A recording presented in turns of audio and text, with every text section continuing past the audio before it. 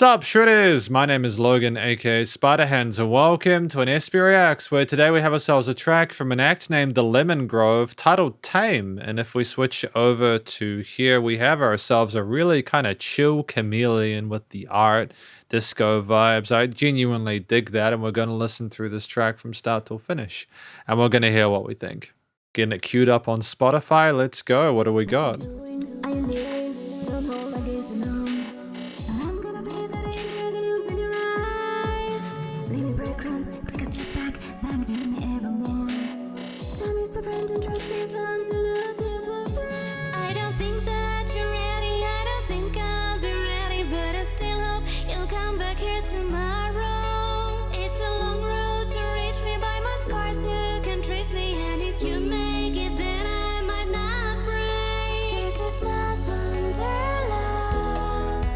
I like this part a lot.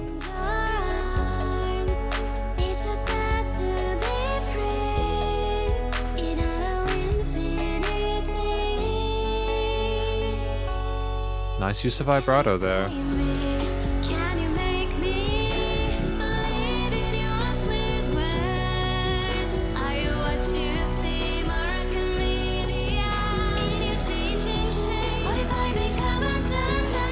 Good use of double tracking there.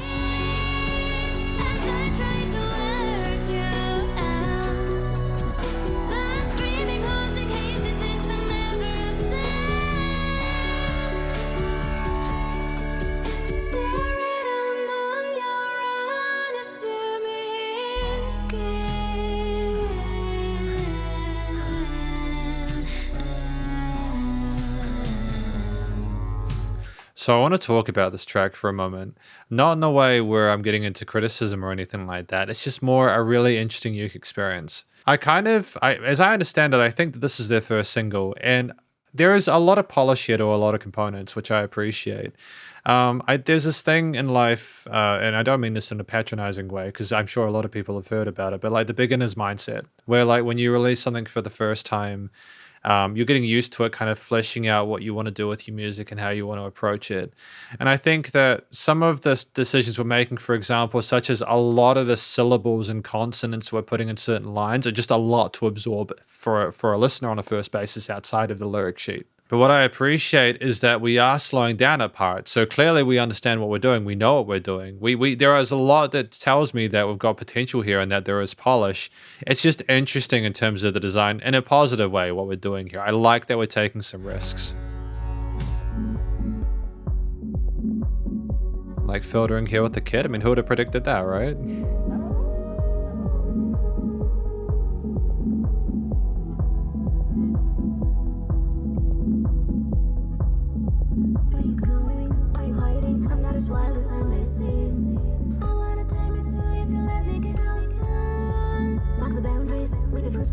I know you're broken too. Now we just wait to feel safe enough to let this get through. I know that I'm amazing, that I feel like a race, but I still hope you'll come back here tomorrow. Are you painted by the day? Are you liquid or solid? 'Cause with you I hope against hope. This is not wanderlust. I'd make home in your arms. It's so sad to be free in auto infinity. So can you tame me? Can you make me believe in your sweet words? Are you what you seem, or a chameleon in your changing shade? What if I become undone? I pass this slowly as I try to work you out. But screaming, haunting, hazy things I never said. They're written on your unassuming skin. I'm fascinated by this.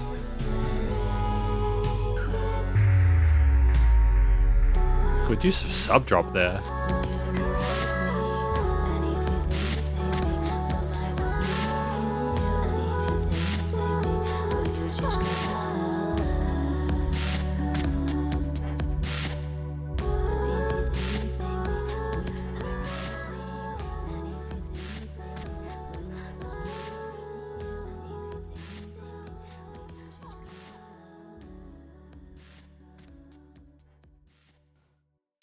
So I kind of adore this track, sincerely, but we're going to talk about it more in the conclusion.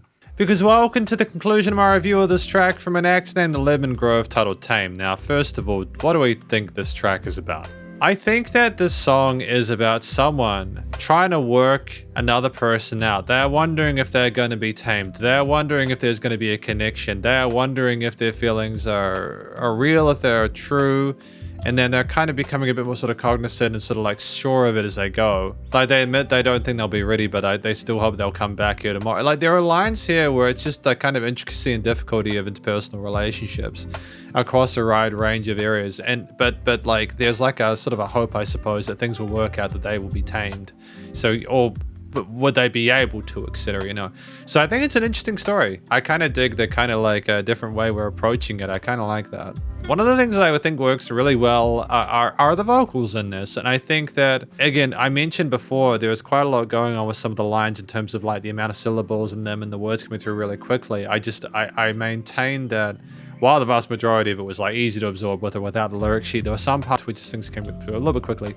Outside of that, I think I'd even venture and sort of like say that, you know, having a more sort of percussive, groove-oriented part on the vocals can be a nice way to sort of switch things up.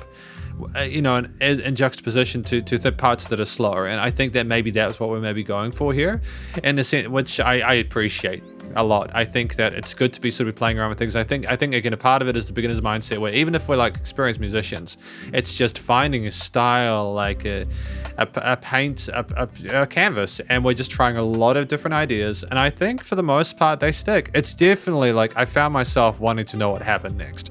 There's a lot of variety within it, both instrumentally and vocally, even though we do repeat certain hook lines and stuff like that. It never becomes dull or uninteresting.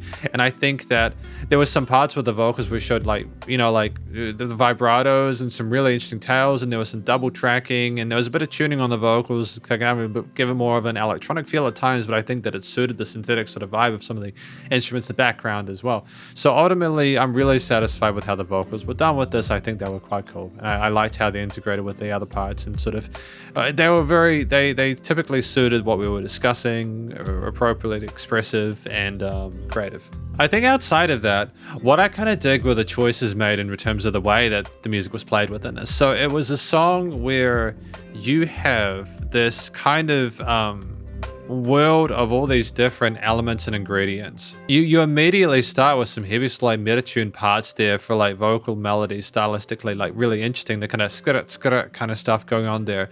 It's stuff where like it's already quite a lot, but in a way where it's intriguing. And like I'm just noticing going back there, stuff I missed, like the actual really intriguing panning of the vocals, how they go backwards and forwards. There's a clear intent and attention to detail with the microseconds within this piece. And like in general, like I think that the way that we've like leveled things post-production wise, which we'll talk about at the end, it is solid. It's just like there's use of space there. The sub bass reinforces the chords really neatly. And there's also some like kind of sizzly synths that come in a bit later on alongside the drums for a bit more push. And we've got like a wonderful articulation of various quarter, eighth, 16th, and triplet note grooves across the board, whether it is from the vocals or everything else going on. But then at that end, like 1 minute 30 part, we have the oh, and we have like the kind of wolf and everything like that, like kind of Tame the wolf or something like that. And it's like, holy crap, that's so cool that we're putting that sudden shift, that vibe shift in there. From a post-production perspective, just in case I forget, like lowering and kind of filtering things to have a lower kind of range resonance there. It's kind of cool how the sound design is being done, but it's just a completely different song past it for that moment and going into the second minute. And there's these really interesting chapters within it that are decorated with instruments that seem meaningful for it. We're very comfortable with our different drum samplers and groove machines there. We're comfortable with niching different parts of the freak spectrum with those elements. And we do bring back things later on, like the skirts, kind of like the trappish kind of hi-hat and clicky leanings and stuff like that. And I appreciate that because it's kind of tying the song together, you know. But we made an interesting decision to bring the rhythm guitar with the kind of palm muted guitars in that later stage. And it was interesting because like, I appreciate what we're trying to do there, and I think it was the correct decision. From a post-production perspective, in case I forget again, you typically in that situation, just from a reviewer's perspective, would want to put them to the sides. The reason you'd want to put the rhythm guitars to the sides is for two reasons. One, they sound heavier if you have them double tracked, and it kind of builds the track up in a way which just is a bit less kind of front heavy. But also, guitars can sometimes be, even if they're like an octave low, there can be some secondary sort of resonances that can sort of interfere with the vocals placement in the mix. And especially if it's a new thing that you're adding to the track, it's like, oh, I'm paying attention to this. Oh, but there's guitar as well. Which one do I go to? Some people might think that you're going into like a solo section or something like that. And just like, I like the fact that we play around with our chest and head voice and everything like that. And we have the guitars continuing with like held chords and everything like that. It's stuff here where like it isn't done incorrectly, because stylistically it's a really interesting creative choice there that I feel needs to be commended for our ability to kind of put that in there. I know musicians personally who are sadly at a point where they're kind of phobic of doing things, quote unquote, the not correct way, because they have one sound that they like and they get stuck in that box. So I'm hesitant to go, we should have put them on the sides. But if we dig the sound of them in the middle, that's fine too. Maybe we wanted to create tension there. Overall, it's just all these interesting, unique sort of like instrumental layers, and the way they're presented and the way that they coalesce and intertwine and create these really interesting chord progressions and harmonies there.